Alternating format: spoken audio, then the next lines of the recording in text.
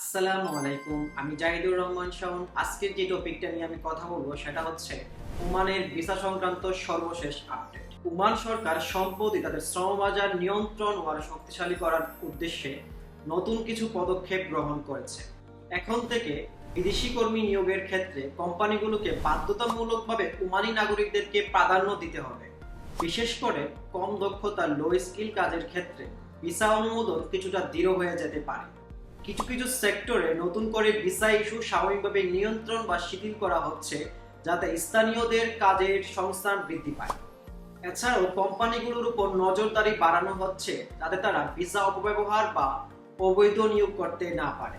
যারা ইতিমধ্যে ওমানে অবস্থান করছেন তাদের আতঙ্কিত হওয়ার কিচ্ছু নেই। বর্তমান ভিসা এবং কন্ট্রাক্ট সাধারণত স্বাভাবিক নিয়মই চলবে, যদি না আপনি কোনো নিয়ম ভঙ্গ করে থাকেন। এই সিদ্ধান্তগুলোর মূল উদ্দেশ্য হচ্ছে উমানাইজেশন বৃদ্ধি করা, স্থানীয়দের বেশি কাজের সুযোগ তৈরি হওয়া, শ্রমবাজারকে আরো সুশৃঙ্খল এবং শক্তিশালী করা। বিভিন্ন বিশ্বস্ত স্থানীয় সোর্স এবং সরকারি ঘোষণার মাধ্যমে তথ্যগুলো নিশ্চিত করা হয়েছে।